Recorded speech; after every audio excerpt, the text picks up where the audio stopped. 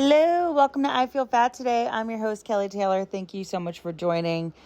We have a audio intro today, but fear not, we have a wonderful guest today, which I do have video of, so you'll get into that after a few quick words from our sponsors, aka me, because we don't have any sponsors, not yet anyways.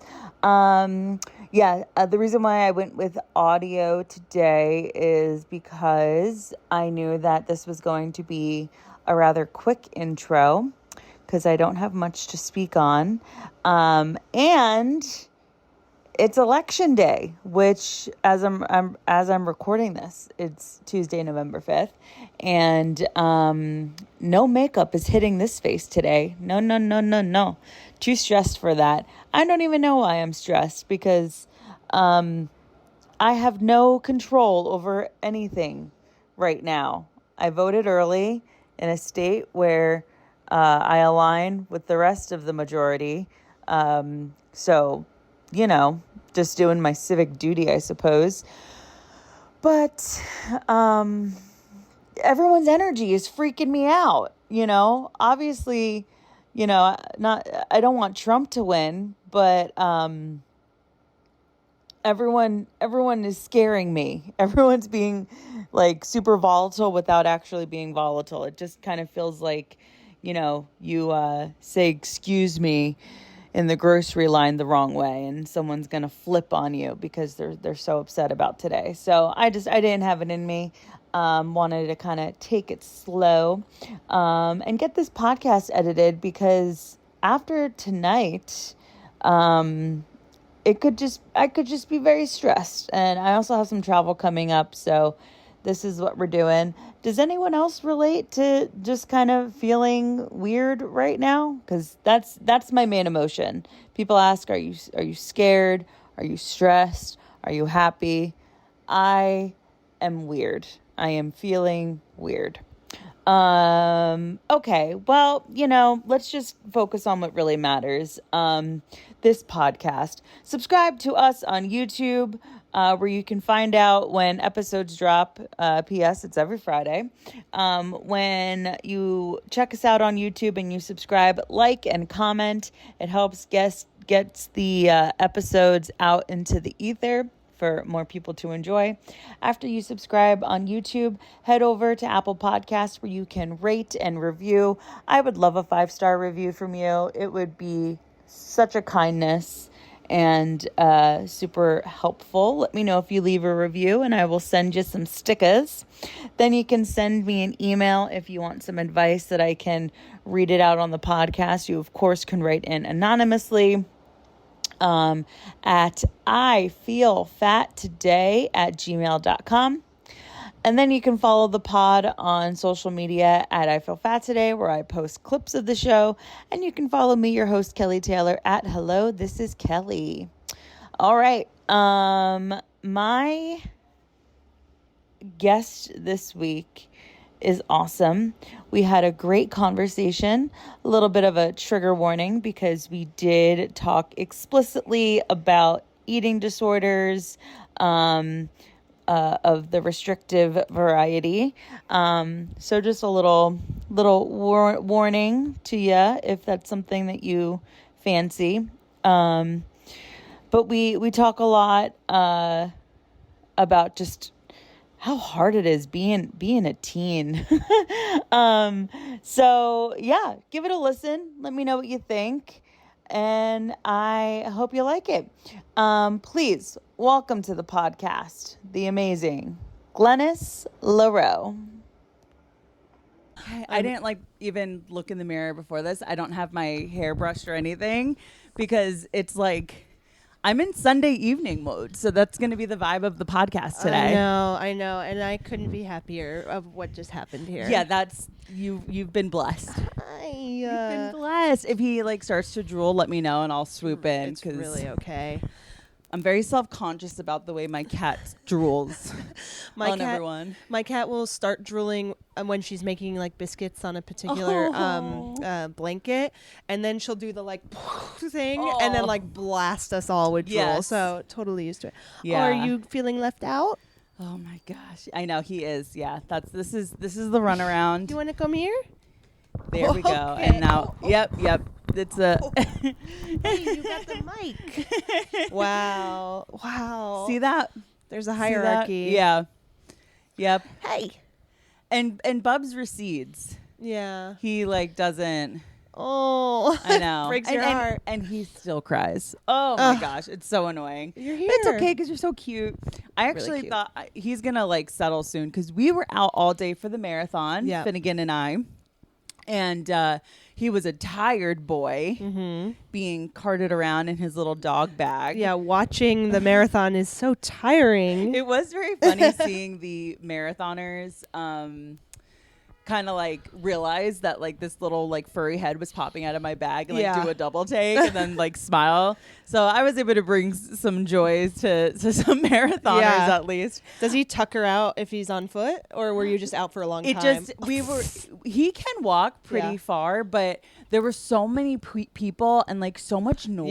You don't realize how loud it is. Yeah, it's really chaotic. So he was like getting freaked out. So I was like, okay, while we're walking along the route, we'll just chill in the bag. And I was like, sneaking him into bars and stuff. So he had to be a little undercover. Oops. But yeah, the New York City Marathon, I've lived here. It'll be 9 years in January. And every single time that marathon sneaks up on me. I know.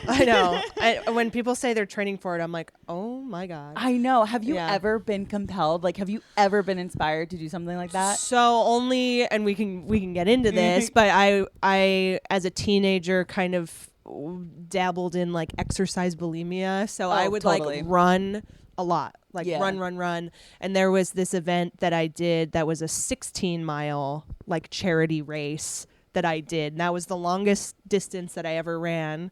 And I remember in my school, they were like announcing people who had done like half marathons. And then they said my race like kind of as an afterthought. I was like, actually, that was 3 miles more than a half marathon. But yeah, that was like the longest ever. But now I feel like I can't run. Like I feel like my body just does not want that for me anymore. Yeah. It's crazy how I've devolved into be such a walker. Yeah. I'll walk all over this town. Love to walk. I love to walk. My walking knows no bounds. But when it comes to running, and in high school, it was something I did all the freaking time. Yeah. I was thinking about it recently. I recall waking up one morning at 4:55 a.m. to go for a run before school. Oh, man. Those were the darkest days. Yeah. Going for runs before school. So what sports did you compete in?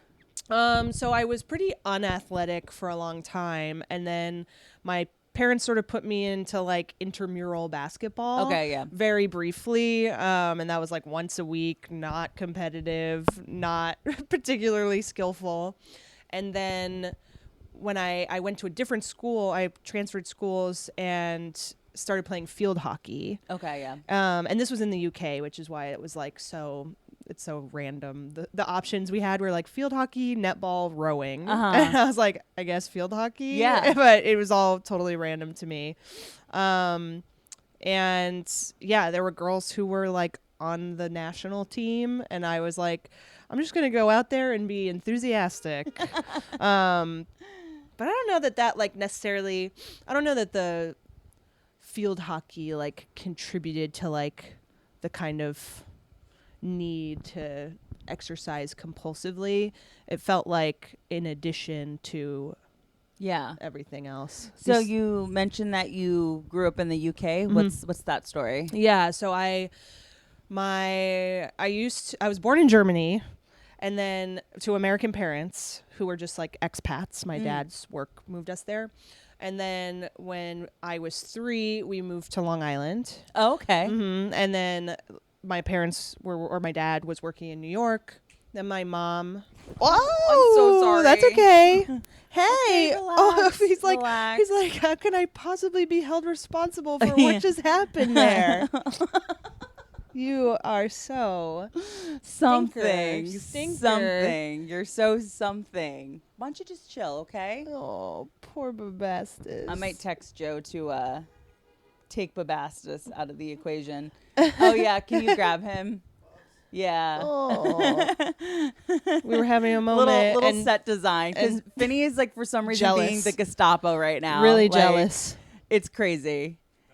You can take him too, but he's we can't have both. They cannot live in harmony. Oh, jealousy. Gosh.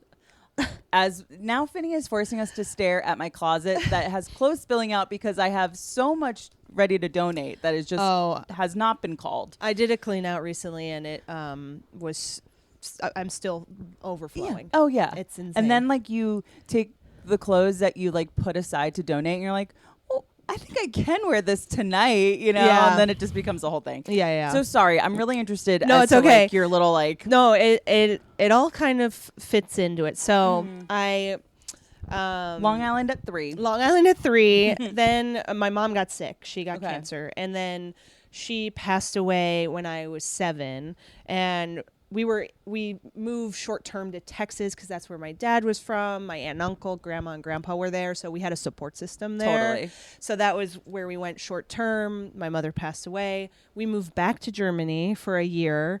And then we moved to England for 13 years. Oh, wow. So we're pretty settled there. My sister still lives there. But that's a lot of like displacement for a kid to go through. Totally. And it was you and your sister? Yes. Yeah. And we were, again, expats. So we went to an American school when we first landed there because it was like my dad's work paid for it, whatever kind of thing. Then at a certain point, couple years into it, he loses his job, so he loses that whole benefit package. Oh wow. And that's when I transferred schools to a British school, and then I graduated the British school. I went to university in London, and then I moved back here at the end of college. So I've been here I've been in the States since 11 years, I guess. Wow. So are you an American citizen? Yes, and I've never been a citizen anywhere else. Like that's so crazy. Yeah. Wow. Germany is really strict. You have to have blood parents or be educated there. Okay. I think. And then England, we could have done it. We just never got around to it. My sister just did it, and she's there and married. And wow. Yeah. She has her whole life. Does she married like a British person? Yeah, Scottish. Oh, nice. Yeah. Nice. Okay, cool. So yeah, that is a lot of moving around for a small child. There's a lot of, losing your mother at 7 years old. Yeah. Like that's huge. And okay. I don't know how this is going to sound, but thankfully you had a sister. Yes. Yes. And a wonderful stepmom. Like I am so truly lucky and blessed that my stepmom, I mean, it's a gray area because she was kind of in the picture before my mom passed away, but she basically made a promise to my mom that she was going to take care of me and my sister, and she did that and does that to this amazing. day. And like we would be lost without her. Yeah. So she was incredible. It was like, she's thrown in the deep end. Like I think about how I'm now older than she was when she like sort of inherited me and my sister as trippy. kids. And it's like, I could not handle a 7 and a 12-year-old that are now my kids. And I think our parents do the best that they can with what they know, but that doesn't mean that somewhere along the way they like kind of failed us or like made us not feel great. I think that's, I always say this. I feel like I say this every few episodes on the podcast. I'm saying this as someone who's not a parent, but it must be so hard to be a parent in just the fact alone that when you're not even trying or conscious of it, you're in some way screwing up your kid. Yeah, you're imprinting. Like that's all you're doing for the first like 6, 7, 8 years of their life. They're just so spongy. Yes. And everything you do or say is just, okay, I guess that's how it is. Yeah. And yeah, I feel kind of bad for my parents in a lot of ways because I feel like they just really didn't know. Like they didn't know we needed grief counseling. Yep. They didn't know that they were projecting like really shitty societal values onto us that made us feel terrible.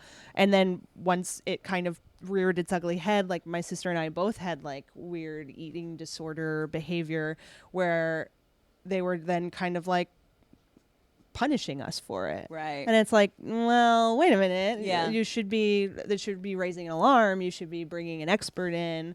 But instead it was like, you're grounded for being anorexic. I'm going to ground that eating disorder out of you. Yeah.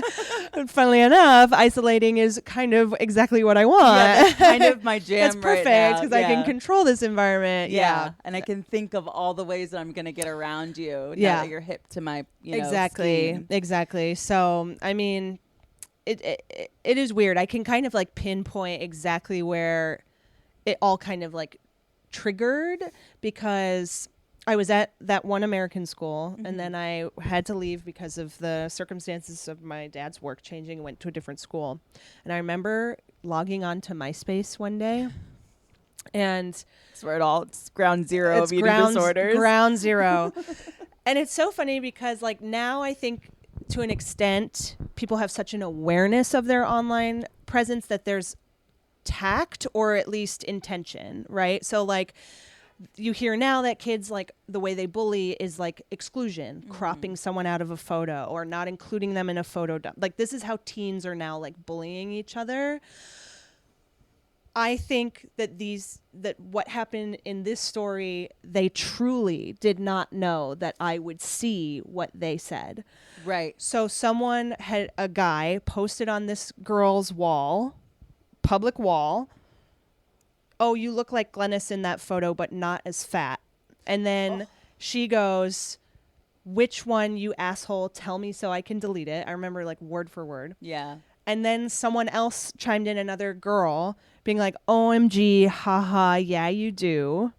And then there was just like this back and forth. And I remember I was like in my little, like on my computer, and it was like the Homer Simpson meme. Like I like backed away from the computer, just like so devastated. Just like, okay, the guy never really liked him. The girls never did anything to you guys. I was like, I certainly wasn't like a asshole to you. I didn't know these were my ops. Yeah, and like it was just so cruel and so like like fuck you. Yeah. That like it really was. It stunned me. And yeah, I think the way that you just set up that story of like prefacing how kids bully each other now and how like that probably wasn't the intention behind them really so beautifully illustrates what that was. Yeah, because just callous. Callous. You didn't. I remember there being like public but not public fights happening on, I think it was called the bulletin board on MySpace, where like you can like send out like a mass message basically to your followers, but you don't really think about like who your friends and followers are on MySpace. We didn't think of it like that. Yeah. And I said these two girls were like going at it, and then like they'd be like, "How'd you hear about that?" If it like got talked about at school the next day, because you just didn't. It wasn't registering that like. Yeah, it wouldn't be like now fighting in the comments of a Instagram where photo. You send it around and then you're like, "Oh my God, read the comments," or like this is going off or whatever. Where it's like, it's so a part of our lives. Like it was so like to this, I don't know, like a side thing, but. I really don't think that they had no idea that I had seen it. Right. And to this day, probably don't know. Probably. And I'm like, that is the seed that was planted for my like body image issues for the last 20 years. Yeah. How old were you? Probably 11? 12. Yeah. Because we're probably the same age, and that's when we had MySpace. And so going back a little bit to early childhood, with I always like to ask, like, when was the concept of dieting first introduced to you? And I'm curious if you have a different relationship with that because you were so young when your mom had cancer, if like her cancer diagnosis and like food choices becoming a thing that at a younger age you were more conscious of. You know, I don't think it really was with her, because she was mostly the like stay-at-home mom, primary caregiver. And I remember our food being like quite like comfort food. Like that was kind of her whole thing. The awareness of dieting really kind of came later, I would say after her death, my stepmom and my dad, when we were living in England, and that's when they sort of got really fixated on Atkins, and they were like, oh, let's make chicken cabbage soup and that be our dinner or whatever. Or I would have basketball practice and they would be like, all right, here's like a little 6-ounce seared tuna steak and some steamed green beans. And I was like, cool. Yeah. What is this? And I think it was really that they were self-conscious. Right. And that they, and it was the size 0 movement. It was like very, very like, superficial time. Yes, it was. Where we got like very caught up in it all. But that, I remember at that time not really sort of taking it on until all these other things kind of triggered like switches, like seeing that comment being like, I need to start running now. Right. And then I remember that was probably like spring, summer, or no, maybe like actually late fall. Yeah, late fall. And then the following winter, I went on a ski trip.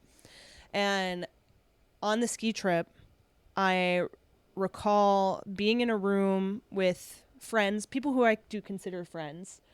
But there was like weird like girl tension happening. And it was like I felt like a little excluded from things. Yeah, just like a weird vibe where I was like, maybe I'm not the number one. Right. Like it's when you're like at the bottom of the tribe and Survivor, and I'm like, am I about to be voted out?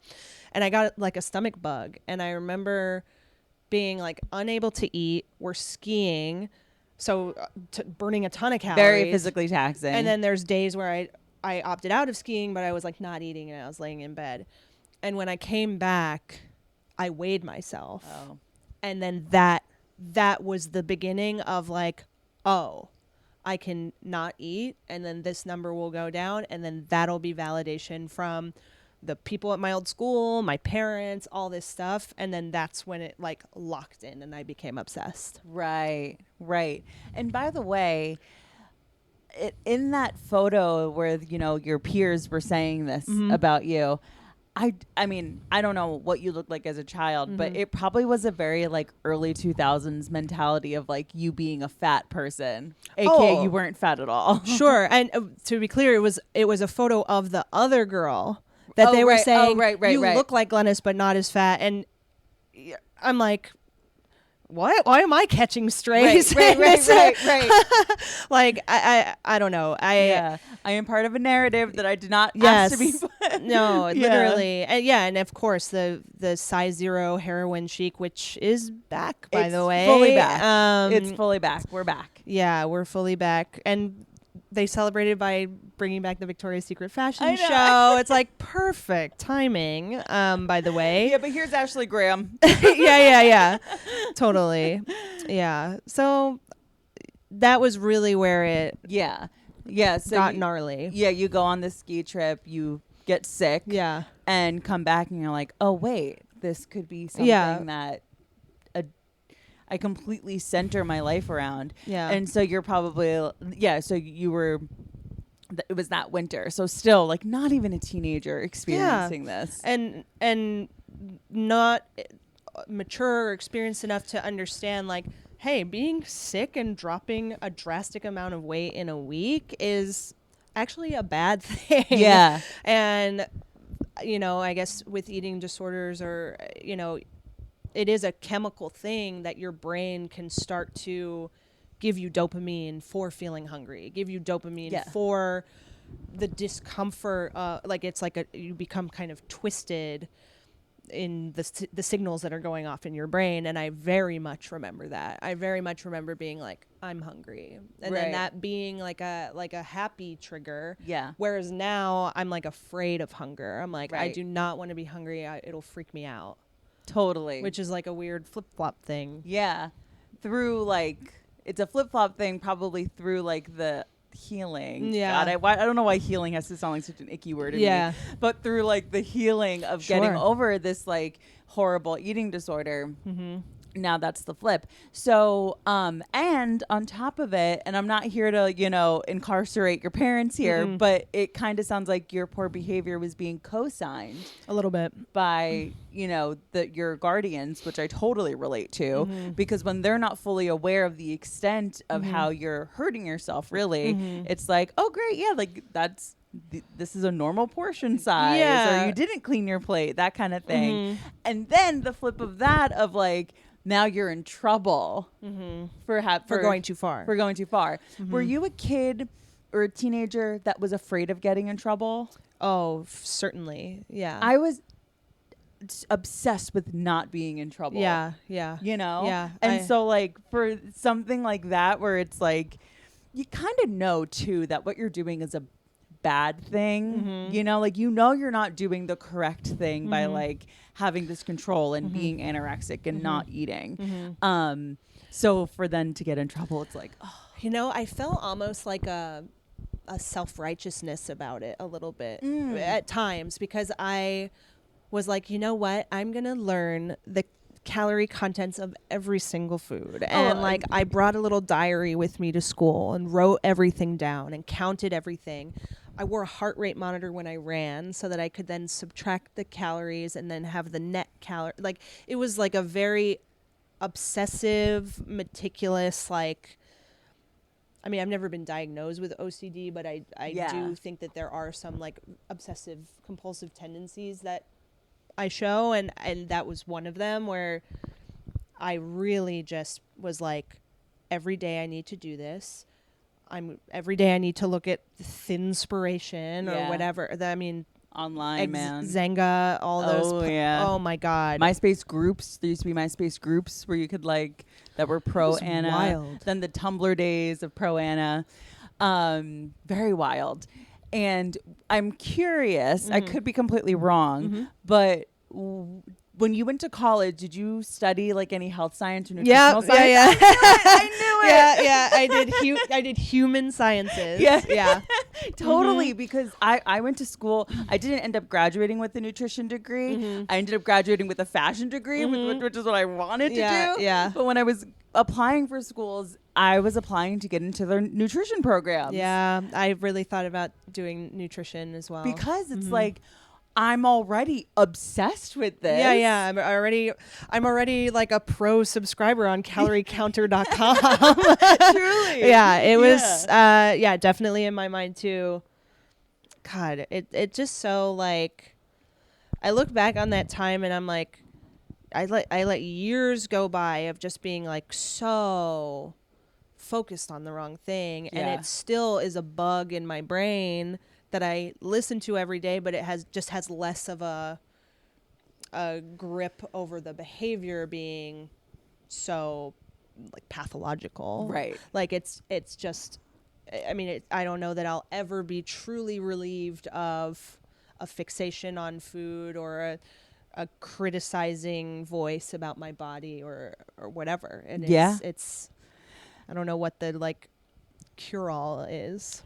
Well, I think what's happening in our society doesn't help. I think that, this Ozempic, and it's hard to talk about Ozempic and weight loss drugs without sounding like I'm completely demonizing it, because if I have like a friend that's listening to this show and they're on it, I'm not saying you're a bad person or you're doing a bad thing, because if anybody understands the want to have a different looking body, it's me. It's your girl. Like, I totally get it. And I get the temptation of it too. And temptation for me. But it, what you're saying about like, I don't know what it is about like never really of feeling like that's kind of always going to be omnipresent. That's like a very common thread with the people that I interview on this show. Sorry, I think Finny farted. It's I'm okay. Very sorry. Finn. Yeah. No, I don't really smell it. He's had a long day. What was I going to say? Omnipresent. Yeah. And do you deal with looking back at photos of yourself and thinking like, I can't believe I thought I was so fucking fat? Yeah. I mean, I look back and there's pictures where I'm like, God, like, I would kill to look like that now, but like, oh know, man, yeah. I had no idea what I looked like.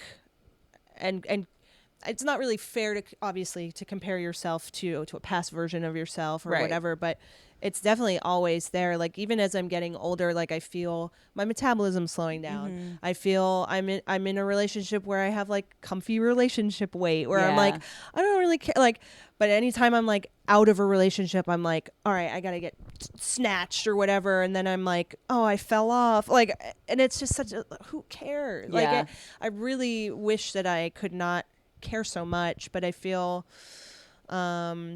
trapped in having to have a human vessel.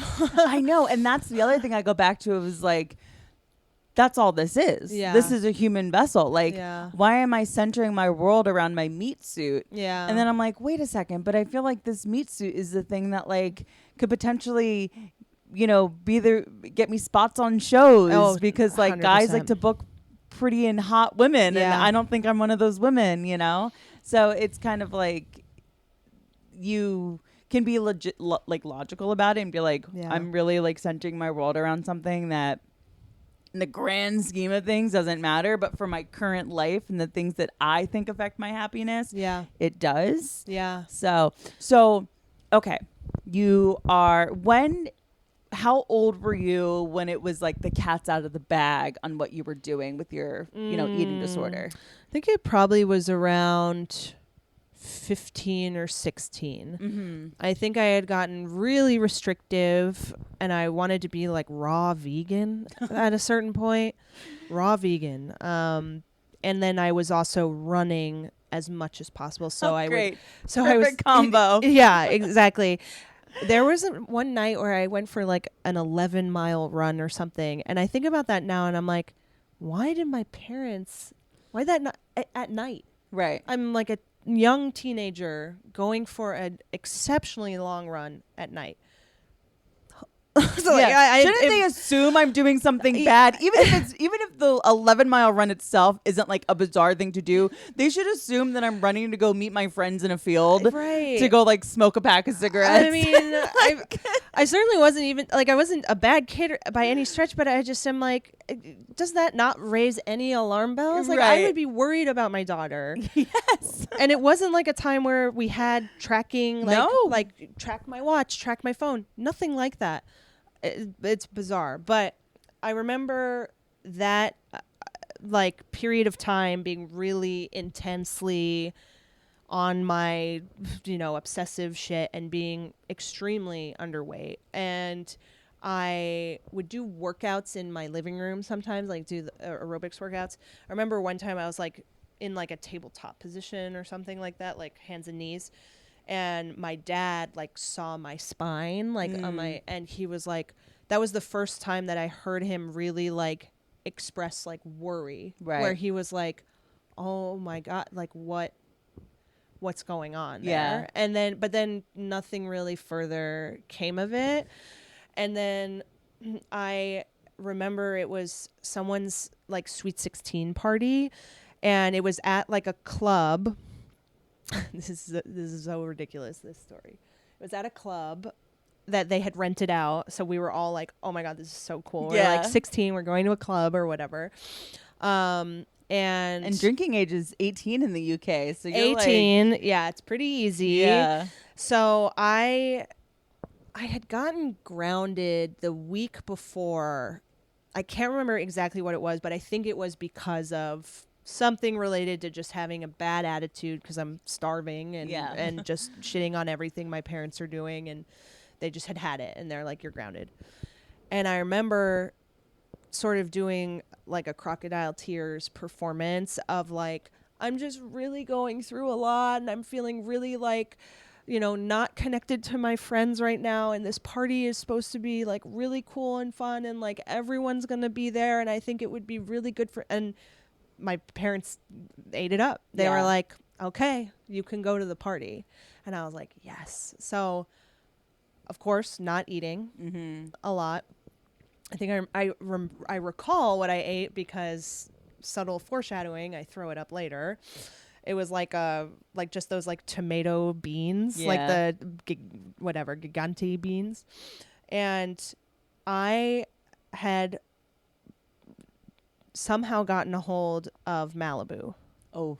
And I thought that Malibu was something that you mixed with alcohol. Like, I thought that it was mixer. Oh. And so I didn't have enough in my stomach, drank straight Malibu and vodka. Oh. And was underweight. Got hammered beyond all belief at this party. I'm blacked out. All my friends are like, she needs help. She needs help. They're scared. I'm drinking water and throwing it up like immediately back into the cup. This is in like Greater London. They obviously call my mom or my stepmom, and she like hightails it. She gets to this club. She like parks in a bus lane and like leaves the hazards on, and then goes into the club, pulls me out, puts me in the back. She got like a 200-pound parking ticket for double parking. It just gets worse. And then they had like a tan leather interior, and I just barfed all over it. And then she took me home. She cleaned me up. I'm fighting her, of course. I have barf in my hair. I've got barf on my clothes. And then I just recall like kind of wrestling with her, and then I go to bed. And then the next day I wake up and it's like the most ungodly hangover. And then I like kind of emerge, and then my parents are just like looking at me with like the crossed arms, like the like, huh, you really wanted to go to that party? Yeah. And I was like, that was quite the performance. That was quite the performance. Oh, no. But I recall, and then that was like, you're grounded until the end of exams. Like, you have to finish your exams. You're not going anywhere. Like, you're not doing anything. And, afraid of doing wrong by them. Like, I ended up getting good grades, but it was all because I like had fucked up such a big thing that and it's like, there's something about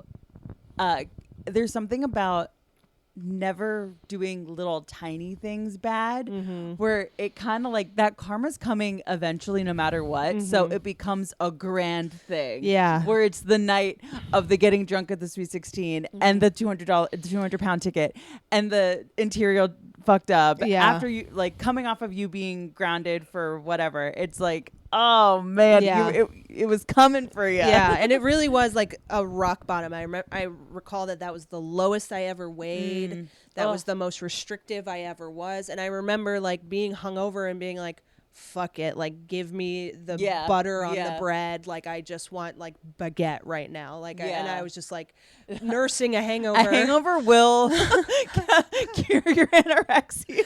It really, really kind of did. And then I was like, you know what? And I remember like slackening a little bit at that point, not completely, of course, but like that was a time when it kind of was like, all right, I'm not gonna like write down every single thing that I eat. 'Cause do you think at that point you were able to see that like? While you were telling the story, I was picturing just like, this is a crazy visual, but I was picturing someone like pouring Everclear onto like a fetus.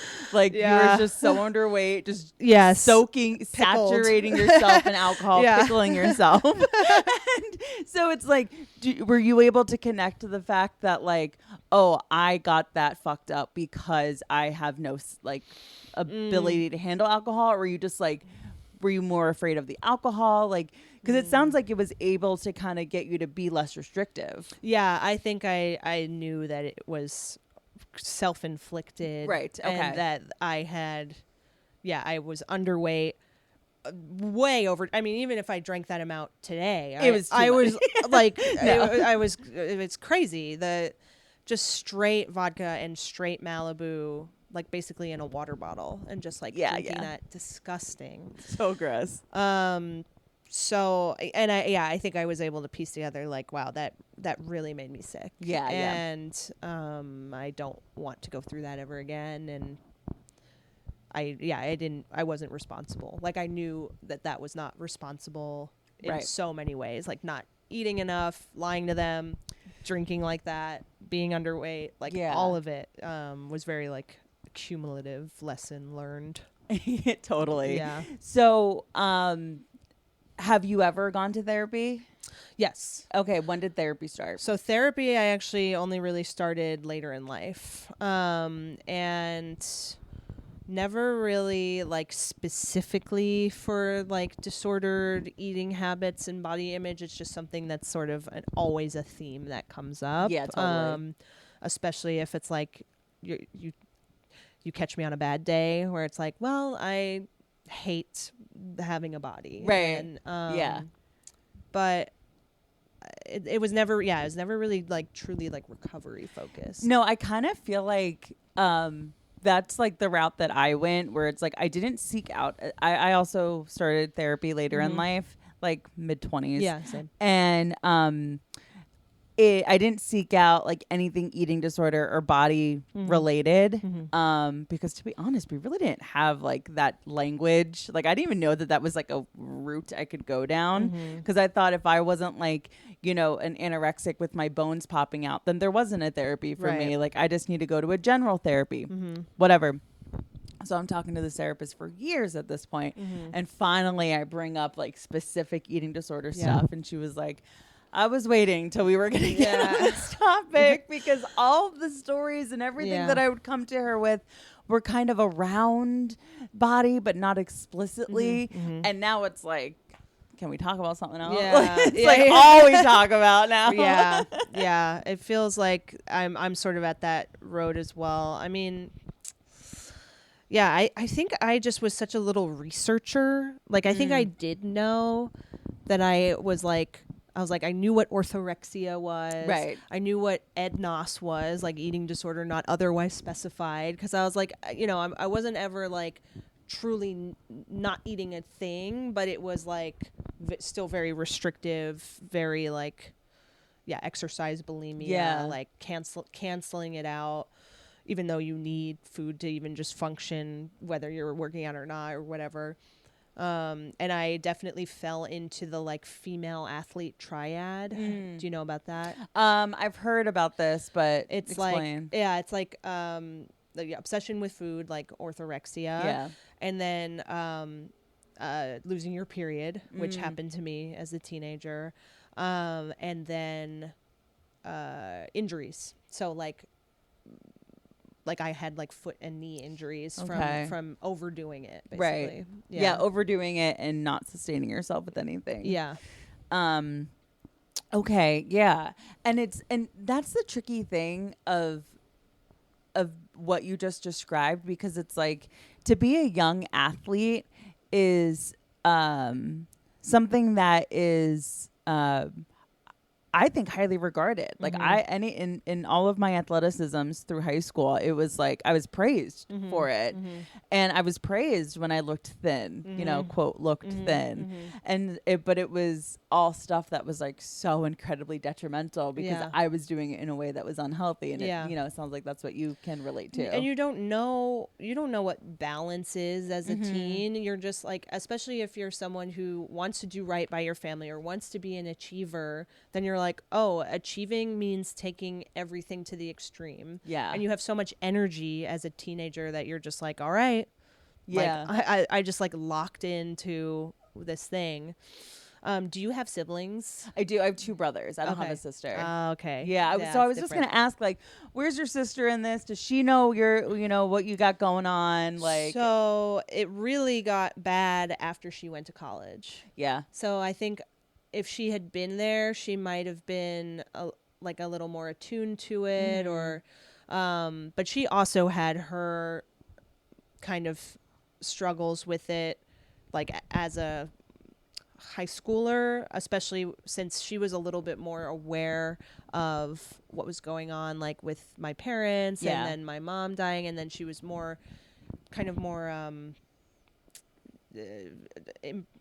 affected by now having a stepmom, whereas I was so young that I was like very much open to it, and had a very strong bond with her. And I recall there was a time we were like all in the kitchen, and there was like these little like, you know, those like little like chocolate cigarillo kind of they're so good. They're like filled with chocolate. Yeah, the like cookie thing that's like cylindrical. There was this thing in the UK. They were like that, and then they were covered in chocolate too, and they were just so good. They were so yummy. And I would I should preface this with my stepmom, even though she kind of perpetuated a lot of the diet stuff like early on, especially, she's Armenian and she's like a feeder. Like Armenians are like hosts, makes sense, and feeders. And it's no joke. It's like you have 3 platefuls and they're like, is that it? Like, and then they're like, you want dessert, and it's a personal affront if you don't take the dessert. And in many ways, I think she kind of conditioned us to emotionally eat and to eat, like to graze and eat when you want. Like, it was very encouraged. But then there was also sort of a shaming around like what our bodies looked like. And again, I think it was projection. I think it was the times. But I remember this one day I was going for one of those like chocolate like things, where I'd already had one and I was going for another or whatever. Yeah. And they were like, no more, Glennis. And I was like, why? My sister, she gets to have 2 or however many she wants. And they go, her waist is like this. Oof. And your waist is like this. And I was like, okay. And I was like 10 rhetorical. Or 11. Yeah. 10 or 11. I was like, okay. Like, just a very matter-of-fact, cruel thing to say. And that stuck in my head.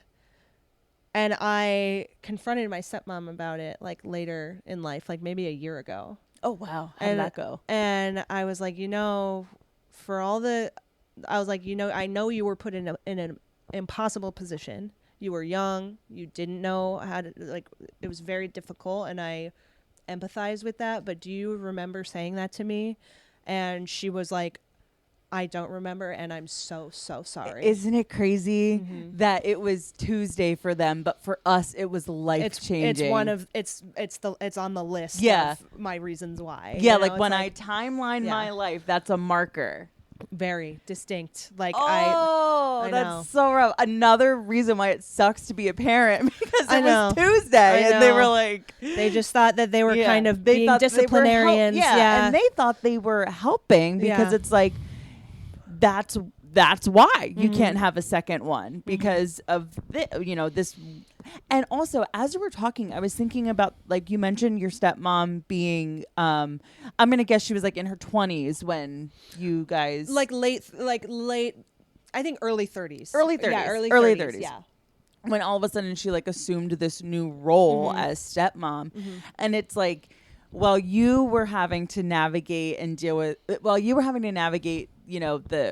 early aughts, thin spo, whatever, she was an adult woman navigating it. And that's just, oh yeah, even as like now I'm her age basically, and it's coming back. Yes. And I'm on Instagram or TikTok all the time, and I'm like, do I need to be like this in order to be like respected, like exactly what you were saying, or considered viable in this industry? And it's scary. And the thing about it coming back is, when I think about like when it kind of looked like maybe that wasn't the case of like thin being in, it kind of always felt a little bit icky to me, because the people being so loud about, oh, you're co-signing obesity. You're saying that it's okay to be unbelievably fat. And it's like, first off,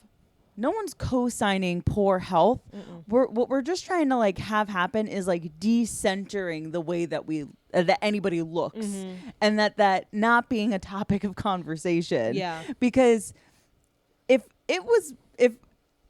the conversations that my brain wants to have is that like, I sit around with my friends and we do talk about the way everybody looks, because that's what my brain is obsessed with. Yeah. But societally, we were like getting to a place where maybe it doesn't necessarily matter if you're like, like an acceptance of body diversity. Yes. Yes. Like where it's like, just as someone could be genetically larger than you, taller than you, have different bone structure than you, or smaller, whatever it is, like you just fall somewhere along that spectrum. Right. And that's just like something that we accept about animals in nature, and for whatever reason we assign like a morality or a value to that as people, and it's crazy.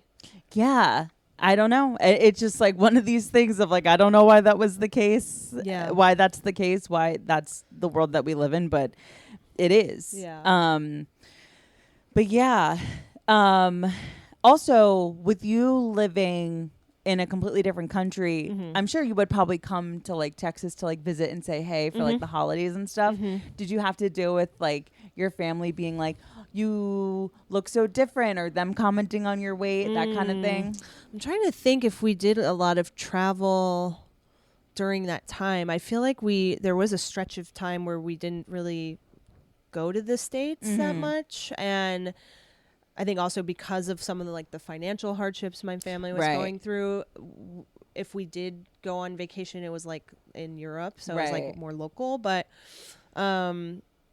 I don't really recall that as much. I think like it was more so like within my my immediate family that there was concern. And my stepmom did once take me to like a primary care physician to talk to them, and I remember I freaked out at her after, where I was like, what the hell is this guy gonna tell me? Because like with his stupid Snoopy cufflinks, like I don't respect this guy, like he doesn't know what I'm going through.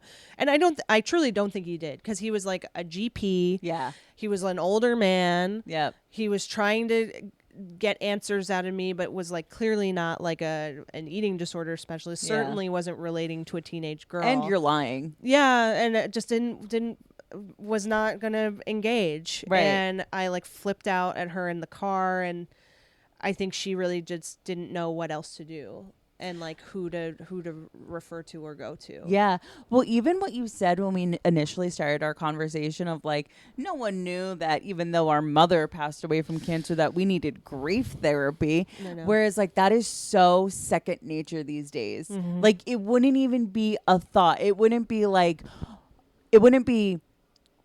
are the kids going to therapy? It would be, where are the kids going to therapy? Get them into a support group. Yeah. Or there's camps. Like there's like camps for kids who lost their parents. And I like got a TikTok of that, and I like started crying because I was like, man, if I had that.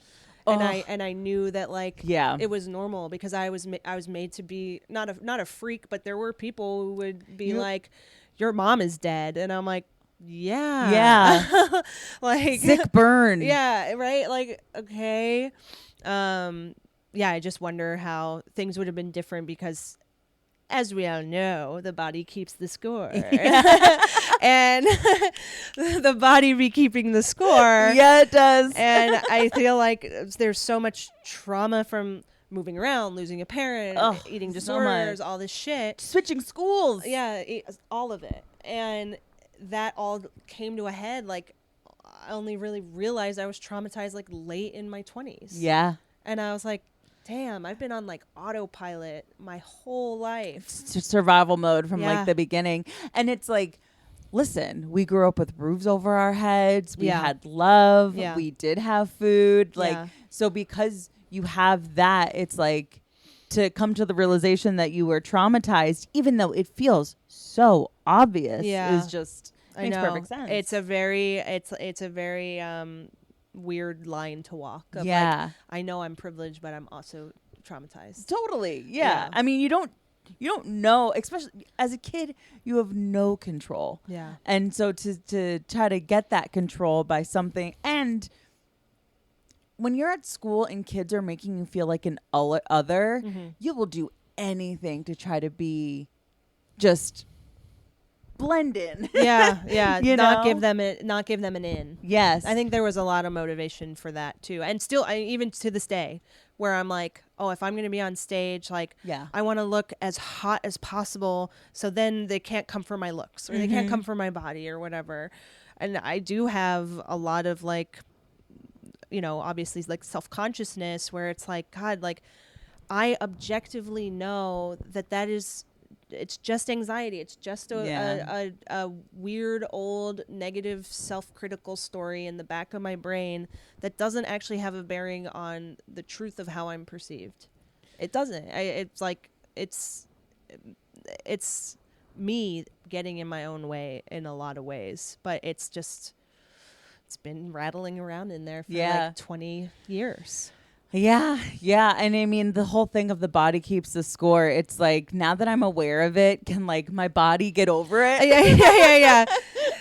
Can we stop playing the game? Yeah, Like, I don't want to be playing anymore. Like, I've shaken this off like a dog. Like, I want this to not.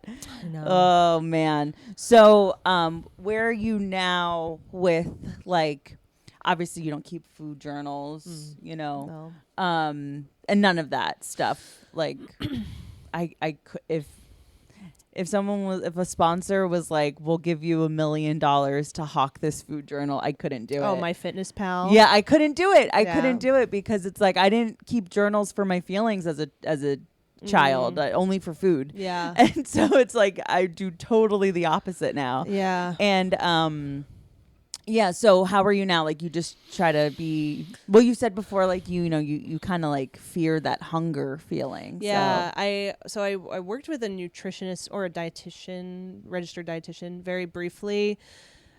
And I kind of liked that there was an element of like therapy around food. Because I was like, okay, that I kind of like that this is like specific, but I ended up stopping working with them because it was very like, so what could we do to make your lunch more balanced? Right. Add a vegetable. And I'm like, yeah, I know. I know what I need to do. So anyway, that was sort of a tangent. But I do feel somewhat released from the grips of like disordered eating. Like, I will let myself have what I want. However, I still have major guilty feelings around food, and I still have this like internal calculator where I'm like guesstimating how much did I eat, and if it's past a certain threshold, that's bad. Totally. And like, I hate it. It's so annoying. It's like, I can see it's just an old habit even, and I'm not like being restrictive, but there's still these like really weird behaviors that just like tick in the back of my head. Yeah, they're as automated as digestion. They're just back there, like, you know, the preoccupation. Yeah, they're there, like, oh, we're here to help if you need us. And that reminds me, I was trying to work on this joke. I, kind of put it back on the shelf, but I think about it from time to time how like, if there was a Price is Right for calories, like I'd win. Like, I'd be able to do like the showcase showdown would be a mukbang, and I'd be able to like get the calories perfectly. And that really, like, it used to be a party trick for me, where like because I remember I was like, in college hanging out at like a just a table, and someone brought over a Reese pie, and I was like, I could guess how many calories are in that, and I guessed it perfectly. And she was like, what the fuck? Like, that's crazy. And I'm like, I know, I know this, because it's just that obsession, know. There was something else I was going to say about that. Really makes us girls good at multiplication. Oh, totally. You're like, my mental math is Oh, I remember what I would say. So like, that's still rolling around in the back of your head. Instead of like, this is when it's like the whole thing of body keeps a score, and like being so mindful and feeling into your body of like, when your mind is thinking like, oh, I've gone over whatever this arbitrary number. Right. It's truly made up. There's no number in my head. Yeah. It's just too much or not. Right. Or if I go under, I have permission to eat. I'm not even listening to my body. Exactly. I'm not listening to my hunger cues. Exactly. So like, when you're thinking about the number in any regard, you're not feeling into your body. You're not thinking, how did this food make me feel? Like, do I feel satiated? Do I have a stomach ache? Do I have a headache? Whatever the case may be. So do you think that, I mean, it's traumatizing to lose a parent, especially at any age, but you were very young.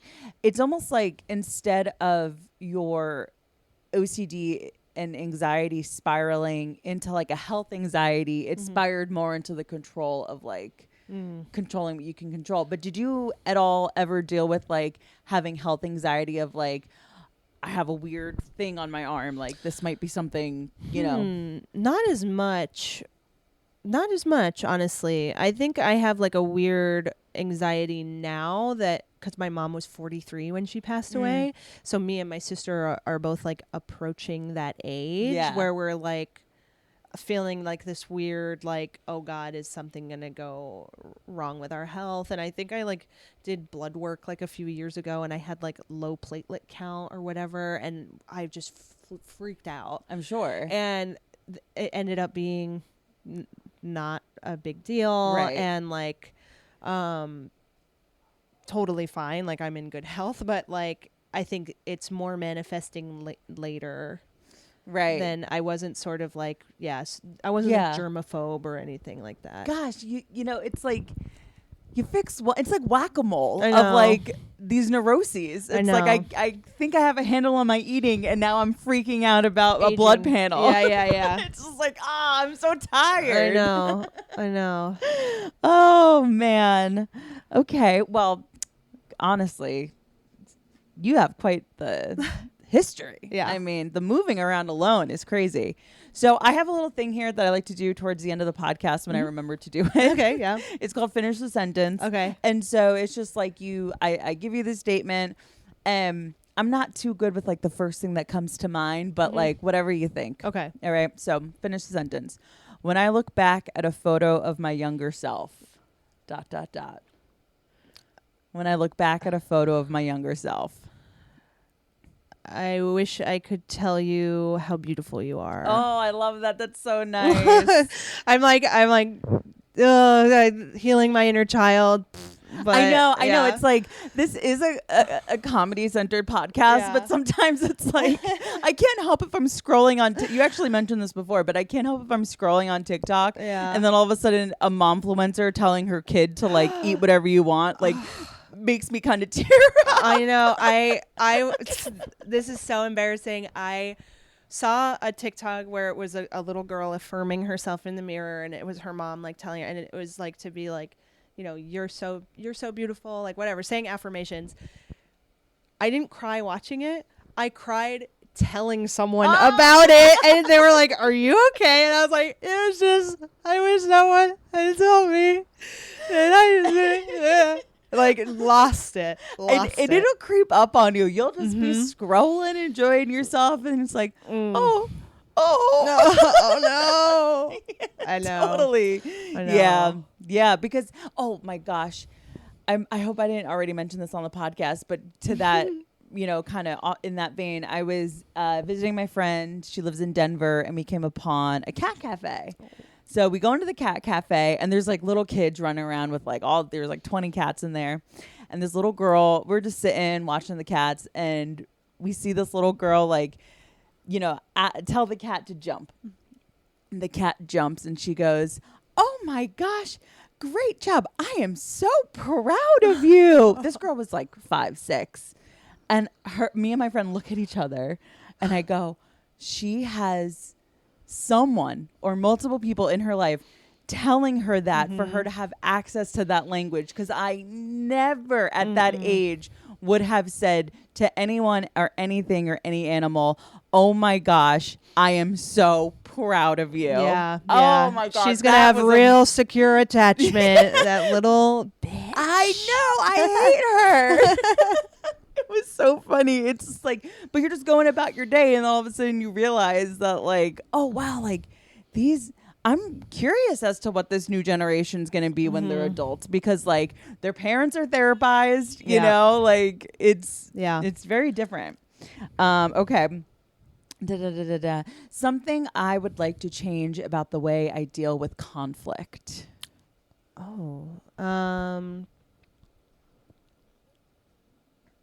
I think I've gotten better at it recently, but conflict used to always make me cry. Oh, totally relate. Freak out. And I've gotten better where I can just like sort of I want to be more present in conflict, where I'm like, I'm not in danger. And we are adults and we can resolve something by communicating clearly, and you don't necessarily have authority over me, because in conflict I think I revert to like a child basically. Same. Yeah. And then if we're fighting or whatever, like say with a relationship or whatever it is, I always just sob and freak out. And I'm like, it really doesn't have to happen like that every time. I hate to keep bringing up TikTok because it's like literally all I do in every conversation. But the TikTok comments, comments on TikTok are they're so funny. So funny.